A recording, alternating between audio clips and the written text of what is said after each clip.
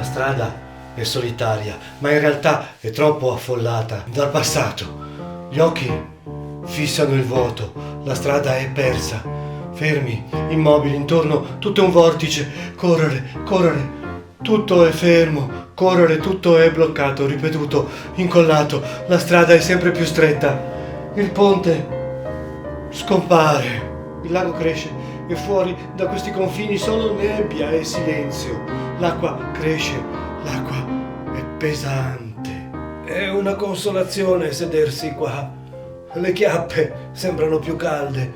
Tutto si rovescia. I corvi sono già qui.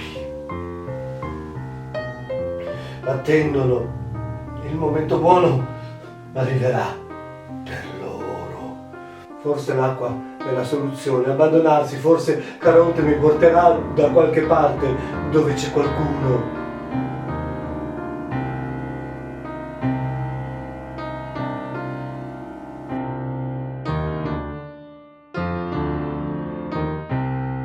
Questo era l'incubo numero 1, Gabor Dvornik. Lui in persona. Sono Roberto Carlone e mi piace raccontare storie con parole, musica e fotografia. Oggi mi sono permesso di entrare nelle sue foto. Spero non me ne voglia. Incubi. Oggi si parla di incubi. Preparatevi, si va nella città dolente. Viaggio insolito. Vediamo se arriveremo alla fine. La vita a volte è un po' come un Luna Park e noi lo abitiamo. Poi ci sarà sempre qualcuno che ci caccerà. Anche le giostre chiudono. Incubo numero 2, Nicolas Bruno. Vivere con la paralisi del sonno non deve essere molto bello. L'angoscia non dà speranza. E lui ci ha fatto fotografie con i suoi incubi. Forti, interessanti, paurose. La mente è sveglia, cosciente, ma per qualche minuto, dopo il risveglio, la persona non può muoversi. In alcuni casi, poi, a questi stati di paralisi si sommano pure gli incubi. Questo è anche mio in parte, prima e dopo ogni lezione in cui non studiavo abbastanza. La soluzione ci sarà, andrà tutto bene, come ci hanno inculcato in questi 2 anni. E tutto andava sempre peggio. Ma scappare non è detto sia la soluzione giusta. Una soluzione giusta ci sarà, si tornerà a respirare, torneremo a galla a respirare o forse si scenderà sempre di più.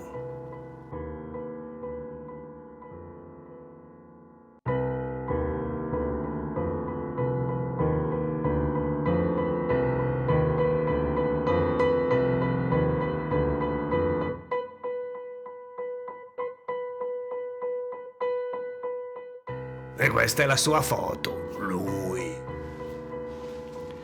Incubo numero 3, Bagra Badalian. Grande sperimentatore. Tecnica, innovazione, spinta all'estremo. L'idea è di spingersi in altri territori del ritratto, dell'altro, delle persone.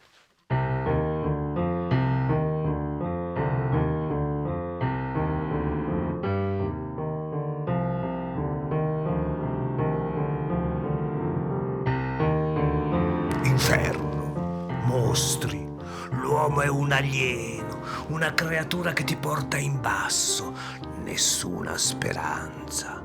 Il viaggio è veramente da inferi, sempre pronti a catturarti, corpi carne da bruciare, esaltazione della sofferenza, senza respiro, chi non è deformato viene scarnificato. Non c'è scampo. Solo con il colore c'è speranza. Brilla, ma comunque tutto non ha più caratteri somatici, tutto risorge ma è irrimediabilmente bruciato e si dissolve in canto di luce. Incubo numero 4, Arthur Tress. Incubi più realistici, calati nella nostra vita, quasi quotidiana. Forse non solo sogni, ma un poco reali, calati in un qui e ora. Paradossali, un poco divertenti. Ci prova a distaccarsi, a vincere la paura e usa come arma il sorriso, un velo di ironia.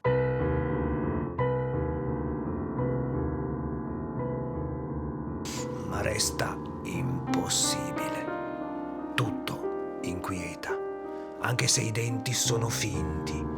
Vorrei fare a pezzi il mondo e dimenticarmene qualcuno in giro così per spaventarvi. La mia firma. Sono stato qui, su questo treno, e forse sono ancora nascosto dietro qualche sedile, in qualche bagno, con la porta che sbatte ad ogni curva. I mostri ci invadono, sono qui, ci inseguono e cercano carne tenera. È inutile scappare, ma non preoccupatevi, anche Batman o suo fratello saranno inutili, perché non esistono. Ma un poco di fiducia ce la porta nella vita quotidiana, anche se la vita è dura e in qualche maniera c'è un sogno, una piccola ribellione, un contrappasso, ma non ce la faremo ugualmente. Qui non c'è speranza, solo il cogliere un fraintendimento, una casualità che non porta a nessuna conseguenza, nemmeno nell'ufficio accanto. Saremo al sicuro solo nel nostro letto, a fine giornata, riposarci, rilassati e dimenticare tutto. Buonanotte e sonni sereni. Fai bei sogni, qualcuno predica ancora adesso, ma non siamo più bambini, anche se lo vorremmo tanto. Incubo numero 5, Dan Winters. Fenomenale, spettacolare. I suoi ritratti sono precisissimi, con una personalità forte, e diventa più magnetico lui e la sua fotografia che l'attore o il presidente del caso ritratti. Non esita ad essere impietoso, a dire che tutto è ad un passo dall'essere già in decomposizione. Luce, qualità del colore, dominante un poco immarciscente. Siamo tutti già ad un passo dal tavolo dell'obitorio. Siamo interi, ma pronti ad essere squartati. Non c'è pietà, tutti siamo terrorizzati. Patti Smith, River Phoenix, Al Pacino, Angelina Jolie. Non per nulla viene chiamato a fotografare gli zombie.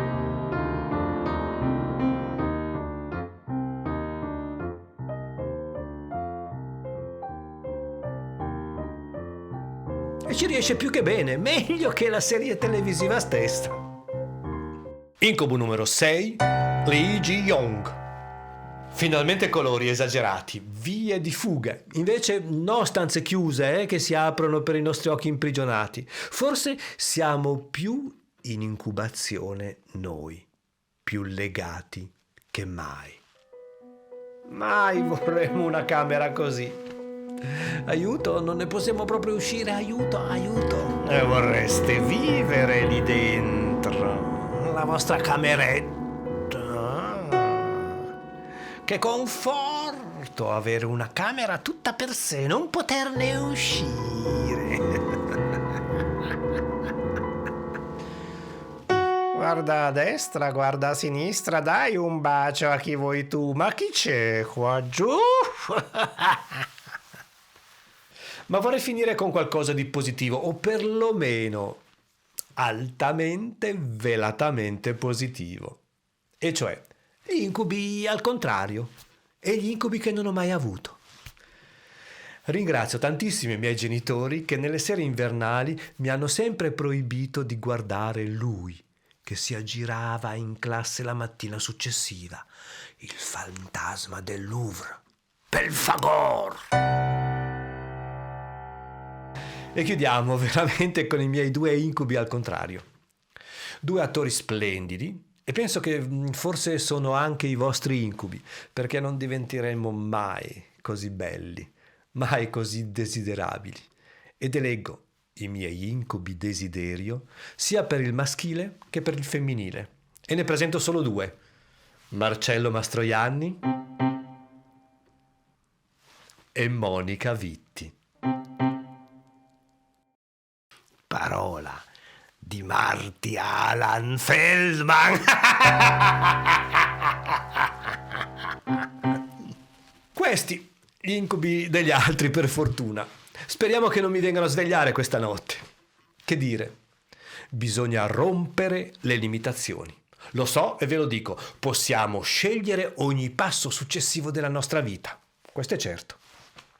Questo si vede, è un buon metodo per tenere lontano gli incubi.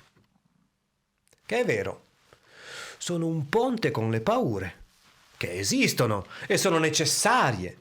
La paura di finire nel fuoco ci permette di non bruciarci, no? Non bisogna però lasciarsi dominare dal panico. La paura è utile e per superarla bisogna credere fermamente e con gioia nell'evoluzione. Credere nell'evoluzione. Una buona pratica è quella di trasformare il nostro pianeta in un giardino e arricchirlo e arricchirci. Bene, questi erano i miei incubi, non vorrei fossero i vostri.